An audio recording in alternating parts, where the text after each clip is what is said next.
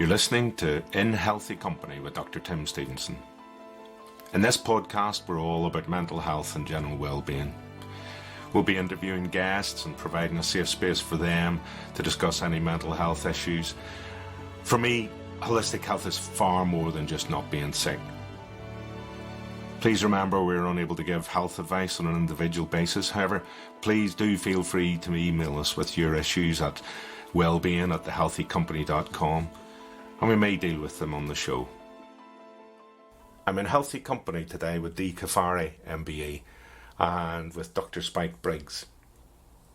I was lucky enough to be reading Dee's book, Against the Flow, and as I read the inspiring story of Dee's transition from being a PE teacher to being a record-breaking yachtswoman, sailing around the world the wrong way and in all sailing around the world 6 times, she inspired me in many, many ways. And it was interesting in that book to have sections where Spike Briggs, who I have known for some time, was mentioned and the support that he'd given to Dee. So I took the opportunity of contacting Spike and asking if we could all meet to have a chat. As I read Dee's book, my wife said to me, I haven't seen you read a book that fast since 50 Shades of Grey. As I'm dyslexic, it takes me quite a bit to read a book. And I did mention to Dee that I enjoyed her book much more than 50 Shades of Grey, and I could taste the salt water, I could feel the wind on my face, and I could visualise the washing machine effect of being tumbled and tumbled in the Southern Ocean. So it was an absolute privilege to meet Dee today to discuss that, and thank you for coming on the show. One of the things that I've also heard you speak before on the psychological side of things, and that's very much what Healthy Company is about how we speak to ourselves, how we speak to each other. And I'm interested in how you prepared for the voyage, Spike, how you helped, if you helped in any way from the psychological point of view, but also from the physical, and people would be interested in just your preparations for the first time, and then what you learned from each one, and just... Yeah, it's interesting. My first round the world was as skipper on the Global Challenge, and Spike was our medical support, and so he knows intimately what you're carrying and then can help and advise, because the biggest thing that I've learned through working with them is it's your responsibility on the boat. Like everything, the buck stops with you as the skipper, but if you can share that responsibility by talking to somebody of, I have this medical issue, and by literally sharing the information, you share that burden of responsibility to a certain extent. It does make a big difference. It makes you feel that you're not alone, even though you're out there in the middle of the ocean. And actually, the round the world that I did, we had one of the biggest Southern Ocean rescues that's ever been done. And Spike was with us every day through that, which went on for 10 days. So it was a biggie. And then off the back of that, I decided to take the exact same boat without the 17 people on my own. And therefore, I sat next to Spike and said, how do I do this? And it was interesting. I remember being sat on the boat where he said, so if you were to break your arm, you want to sit here and you want to put your medical kit here. And we thought about everything that we hadn't done before when there was a crew around. But actually the impact of by being on your own, where you position stuff, where you're going to sit and do stuff, and various things that could happen to you. Head injuries, I'm right-handed, so right hand injuries would be an issue. And the knock-on effect of that was huge, and we had to look at all of that. And I remember having that session on the boat. I remember going to his house, going through the medical kit and understanding it. And I'm not medically trained, so all the proper names, all the fancy names, I had to kind of translate, and we had laminated sheets, that kind of just said it in my language, so that when you're tired and emotional, it's easy. And I still have those sheets of where the medical name and actually what it does in my language, so I can relate to that quite easily. And little things that I hadn't thought of, but obviously he was aware, and we had a few calls along the way, didn't we? Yeah. Spike, you're not just an ordinary doctor like me. You've sailed around the world. I've done lots of sailing, but I haven't sailed big trips. So you've sailed yourself. I think it's an advantage in a way, in that it gives you a very good idea about the environment that yachts people are working in, And I think that's very important, and it gives you an idea about the kind of the mental stresses that you go through as well. I was lucky because I did it with a crew of 14, so there was always somebody to talk to or to depend on. And I can honestly say that I didn't perform at 100% on the boat for all the time, and but there were other people who could back up. But when you're out there by yourself, that's the ultimate impressive thing to do. Absolutely. And I was sort of, it struck me about loneliness and I've got a boat and I actually like to skipper it, and I don't like anyone else skippering it because I want to be responsible. But it's a lonely place when things are going wrong, and if you're responsible for other people. So your loneliness, I struck by both types of loneliness in a way. And it is interesting, I've sailed on my own, and actually you're so busy. People say, do you get bored or do you get lonely? But actually you're so busy in a 24-hour period, it's hard to believe. But for months at a time, you're either sailing the boat fast, or you're fixing something that's broken, or you're doing some media, or you're navigating, or you're downloading weather, or you're eating, sleeping, or drinking. And then, that's your day filled almost. And then you're meant to enjoy it along the way as well. And actually, sometimes it can feel more lonely when you're actually responsible for the team. Because, it's tough at the top and you're not there to be everyone's friend, and you've got to make the difficult decisions sometimes. And actually, it's a lonely place to be. I felt that, a few times during the last round the world, which was skippering the Volvo, Turn the Tide on Plastic. And it is tough at the top, but that's why, you have the responsibility. Yeah. That's why you're the name, and that comes with the burden of responsibility. Absolutely. And I was thinking about your Turn the Tide on Plastic. Tell us a wee bit about that, because I didn't know about that. I'm sorry. Yeah, so my last round the world, or my 6th time round the world, finished last year, and I did the Volvo Ocean Race, and I skippered Turn the Tide on Plastic. So 7 identical boats, and the professional end, the pinnacle end of round the world racing as a crew. But I just did it slightly differently. So I had a sustainability message backed by the UN Environment Clean Seas initiative, Turn the Tide on Plastic. And I had 80% of my crew were under 30, so had never been around the world before. Were good sailors. Some of them America's Cup, some of them Olympians, some of them short-handed sailors, but had never actually done the trip around the world. And then also I had 10 nationalities on board, so I was the United Nations, which has a challenge in its own right. And I also had a 50-50 crew, 5 girls, 5 guys, to actually practice what I preach on about. I was the only female skipper yet again in a race around the world. And actually it was a huge challenge that I didn't really realise the responsibility I was taking on until we had to leave Cape Town on a horrendous forecast to go into the Southern Ocean, and none of my guys had been down there before. And I'd sent them an email of, this is how you live in the Southern Ocean, to try and help them out of how to manage themselves down there, because they were literally learning everything. But to see these guys grow and continuously improve and continuously push all the way to the end, at the end of 10 months, finishing in The Hague, and not finishing behind everybody else, and they're sailing against the best sailors in the world, was awesome. And it's probably the project I'm most proud of, apart from my solo stuff. But it's right up there, and I'm glad I took it on. Absolutely fantastic. I was listening earlier on whenever you were talking about how close everybody finished. It was within 20 minutes or something. We were doing 5,000-mile legs and finishing within 20 minutes. That's amazing. I went from being on the podium for 4,980 miles and lost it in the final 20 miles coming into Auckland Harbour. I mean, I've never been more devastated in my life. But to be part of a race that was that close and that exciting is amazing. So, yeah. When you're talking about being devastated and that thing about the guys, I read in the first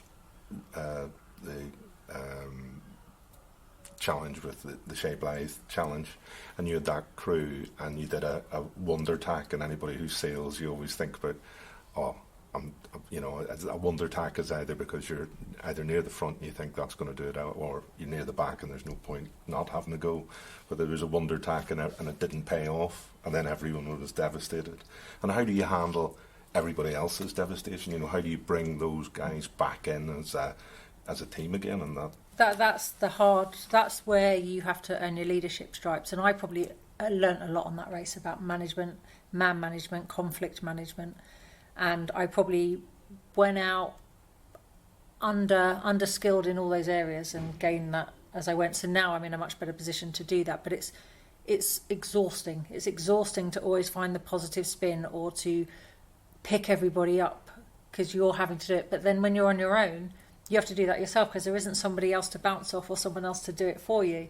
And, then that communication to the outside world is so important, that it's the right communication. So you're having to find that strength within all the time to come back fighting, or come back from being behind or making a mistake or something going wrong, and keep going. When you say come back fighting, I was talking to you earlier about the power of words, and I was talking to a boxer recently, and I was just, he boxes for fun. He's not a professional, but it's his sport. And I was just talking about the adrenaline and how when you're boxing, are you aggressive? And you're not necessarily. You're using your sport, you're using your technique rather than being aggressive. And it's only if it's in a fiery situation with someone else that a boxer becomes aggressive. And it's the same in sailing. A lot of the time, you've got to just keep your mind about you. And yes, you're still trying to win that race, but you're still also trying to entertain 15 people in a way. Yeah, it's a balancing act. So we laughed when I did the Volvo the first time. I was part of a crew and alongside Olympians, and their races are 15 minutes. And I was saying that this was a series of short sprints, because to me 2 weeks, 3 weeks is a sprint at sea, and it was like easy because then you get to recover and then you go again. I'd been at sea for 3 months, and before that 6 months at a time. So it's your perspective on things and how it's different. And actually you need, in a team, everybody's different strengths to balance to get the best out of everyone and get the people in the right roles. And, they might not be able to maintain themselves for 3 weeks. But for me, I can push quite hard for 3 weeks because it's relatively easy. And it's knowing when people are down and need a pickup and who those people are helps that balance of that team and that performance then. I was interested, Spike, maybe you can come in this. My big thing about seasickness, I've been, even crossing the channel. When I first raced across the channel, I was seasick for the first 3 hours, got better, and then was sick when I got off again with mal de barquement. But how did you, in your book, I read about the guys being seasick, and they've all dreamt of this great voyage that they're setting out on, and then, a few days in and they're puking in the Bay of Biscay. And Spike, there's lots of medication you can take, but what about the psychology of seasickness? Anything you sort of prepare people with for that? Well, it's all about preparation and pre-planning and knowing the people, because everybody's brain's wired differently, and some people just don't suffer from seasickness at all. In fact, the only time I've ever been seasick at sea, because I used to work at sea as a marine engineer as well, and the only time was on the start of our round the world race, just off the Needles, and I thought, God, I've been seasick. I've never been seasick at sea before. I've got another 30,000 miles to go. This is dreadful. What have I done? So everybody's brain is wired differently, and there's different circumstances can bring seasickness on, or sickness, or what we call motion illness. And so it's a question about, if you're using drugs, it's a question about, well, first of all, if somebody's just recurrently seasick, it's debilitating, and they turn from being a useful member of the crew to a passenger. And if you're racing, you really cannot afford for that to be the case, because you lose all their skill set. So actually, particularly for racing boats, it's a question of keeping every crew member functional as possible, no matter what happens to them. And seasickness is just one of the things that can happen to them. But in terms of seasickness, it's fairly straightforward in terms of just finding the right drug which combats the right neural pathways to this thing in your brain called a vomiting centre quite handily. And so trying to suppress that centre to stop people being sick. And some people respond to a certain type of drug, other people respond to other types of drug. So it's a very personal type of thing, but it's knowing people who are susceptible to motion illness beforehand. Because it doesn't just make you sick, it makes you feel tired, it stops your gut working, you don't open your bowels for several days, and you can be at sea and get over seasickness and have a fairly calm period, but then if another big weather system comes in, you can then become seasick again. So it can come back even though you're at sea continuously. There's an old saying when you're sailing of I was so seasick I was worried I wasn't going to die. So and then yeah, exactly, yeah, right. I wish they had. Yeah. It is true, and I think a lot. I mean, you have to have a sympathy to it, but you have to kind of also ignore it a little bit because they need to deal with it, and a lot of it is as psychological as it is physical. Absolutely. One of my girls was very fearful of being seasick and didn't handle it offshore well. She's an Olympian. And her sister is an oncology doctor, and they talked about all sorts of chemotherapy drugs and all these things that stop people being sick and stuff. And she had a whole cocktail of stuff to try, and I said, try whatever works for you, I'm happy with, so long as you're okay with it, you manage it, but you need to have tried it before we go, kind of thing. I didn't want to, let's go and experiment. And she managed her sickness to not impacting us at all, or none of us even knowing when she felt rough. I mean, I think the psychological side is massive in it. I mean, I still get seasick, but if I'm the skipper, I know I just have to get on with it. So you go for the back and get on, and I don't worry about it. And that's very, very much one of the things I was talking earlier on about, your strengths and how you handle the way you feel, and how you know, so that you're not winding yourself up and using energy negatively. So the words you use to yourself and against yourself or other people. How do you, one of the things I'm interested in is how much you learn whenever you come back from one of these trips. So like that first one that was a real eye opener for you. What do you put into place when you're planning the next trip? Is there anything that you? I think it's really important to take the lessons learnt, but then no two trips are ever the same, because you're not with the same boat or the same format of crew or anything the same. I went from leading 17 people to being on my own, and then various combinations over the time. But I think you still need to put into practice what worked for you. And I think if you focus maybe on the positives of the things that did work, just no awareness of the things you've suffered from before. I had one where I had a really bad stomach pains, really uncomfortable, and actually, the end result was I didn't rehydrate my food because I was starving and I wanted to eat, and then I suffered from it really badly. But I passed that story on to make sure nobody cuts that corner on leaving their food to hydrate properly. And it's really hard. You want to eat, you've got it in your hand, and you just want to eat it so you can get into your bunk. But actually, it's so important to let it hydrate properly. And I've been on the other end of that where I got it wrong on my own. And, sending an email going, oh, I've got really bad tummy ache. And he's like, try drinking. And I was like, oh, yeah. Try going to the toilet. Oh, yeah, freeze-dried food. Very useful, but used properly. Yeah, absolutely. Fear. Have you been frightened at sea? I think it's one of those where you're aware of how scary it was after the fact. At the time, you're too busy dealing with it. And I think you manage yourself so that you aren't fearful, you get on with it, and then once you come out the other side, you've got time to reflect on it, and then you go, God, that was a bit scary, wasn't it? Yeah. But as a result, you've already got through the other side, and then you're going, oh, so the next time you're like, oh, it's not as bad as last time. And it's all relative. You can get run over. Everyone's like, oh, you could die, or this is really dangerous. But actually crossing the road is quite dangerous, and we do that every day. It doesn't stop us going out. So I think so long as you put all the perceived risks in place and you talk to all the knowledge and you get the advice and the support, you're as good as you're going to be doing anything. Yeah, I've been in one storm and on a boat, and it was strange. I wasn't frightened. I was just, I thought there was a high possibility we were going to die, but I wasn't actually frightened. And it was weird. I was only annoyed that I brought my son on the trip with us, and he was possibly going to be one of the ones that died as well. But it is weird.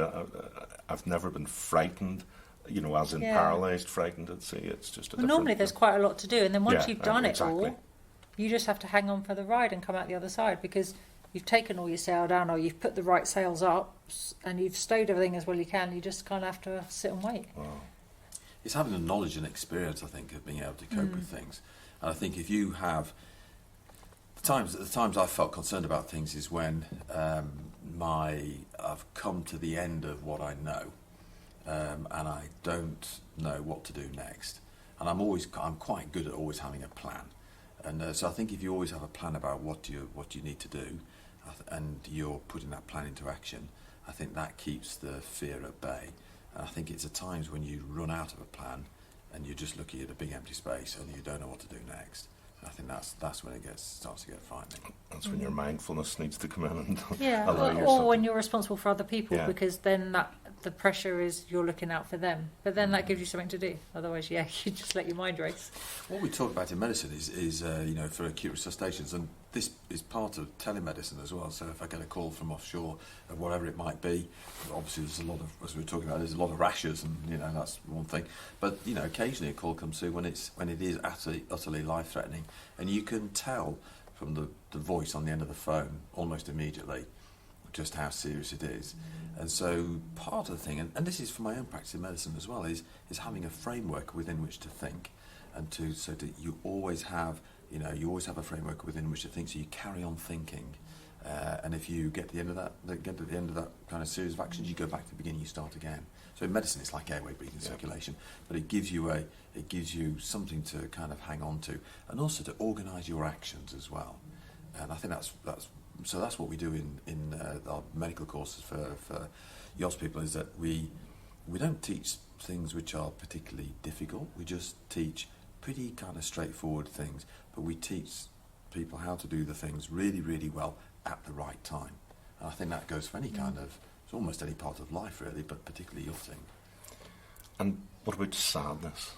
Whenever you were at sea, I felt for you reading the book about being away from home on Christmas Day, and you often read about people who, those sorts of moments, but there's lots of other times. There are, but that's a selfish thought, really, because I've chosen to be there. Exactly. And if you go sailing around the world, you're going to be in the Southern Ocean in the winter, because that's the best time to be there. So that's kind of like, everyone else is tucking down to a really nice Christmas dinner and I'm not. Oh, look, freeze-dried food. So I think that's like a selfish thought process, and I guess now I'm more experienced at it since I wrote the book, so it's more what I'm used to. The impact for me more recently is, people don't die at sea doing what I do, because in our club, we're all really good at what we do, and it's never but it happened, and it happened in our family on this last Volvo Ocean race. We lost a life on another boat, and the impact it had on all the boats and all the crews was phenomenal. And to be that person on another boat, tell my crew that one of their friends was the person lost at sea, and it didn't matter who it was, even though we didn't know who it was for some time. The fact that we had no news, we knew it wasn't going to be good news, but it was really hurtful for me to see the pain that it created for everyone. And everyone just was different for 24 hours on the boat. We sailed different, we must have slowed down a bit. And we're in there doing exactly the same, in the same bit of water, in the same sea, doing the same thing. And, realising that this environment that I was so used to, and you get quite blasé in because I'm in it so often, it's a reminder of how hostile it can be, and how extreme it is, and remote, and bad things can happen. And it does up everybody's safety awareness, and it makes you have each other's backs a bit more.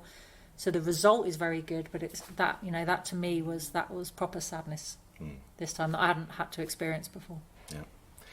And what's round the corner next for you? What are you up to over the next year or two? Still want to do more. It's getting harder to find the funds to do it, and trying to convince people that I'm the right pick for their team is quite hard, because I'm getting older. So I'm working really hard at the gym to make sure that doesn't have an effect. But I've still got a thought process for how I get out there to do crazy things. So my current thinking is to build on the momentum from Turn the Tide on Plastic, and look at highlighting climate change, and the fact that it might even be possible to circumnavigate the North Pole non-stop because of the ice retraction really highlights that. So if I can do that, maybe next summer, and use it as a platform for some science and research at the same time, then I think that'd be pretty cool. That's a weird one. You actually don't want to be successful. Almost want to fail to prove that we've still got a chance to reverse what we're doing to the planet. But sadly, I think it might be possible. So I thought I'd test out some more of Spike's remote medicine and see how good he is up near polar bears. I've seen some of those emails already. It's already started. Hopefully it's a plan. Plan A is the medical kit stays shut. We never actually want to use it. And I'm hoping I won't be on my own. I'm hoping there'll be four of us. Oh, that's nicer. Anyway, because thank you very much, and there'll be links on the podcast on the write up, so that people can see where to find out more about you and about you too, Spike. So thank you very much, both. Thank you. Thank you very much. I really enjoyed that conversation with Dee and with Spike, and it was great to hear the preparations and the teamwork involved, even on a solo trip. I enjoyed the fact that Dee mentioned that along the way, even whenever there's lots to be done, It's important to enjoy the journey and enjoy it along the way. We can say that about life. Thanks for listening. You can find out much more at my website, thehealthycompany.com. If there are any areas of health and wellbeing that you would like us to explore in future podcasts, or you have any feedback, then please do email me at wellbeing@thehealthycompany.com. Thanks for listening, and see you next time.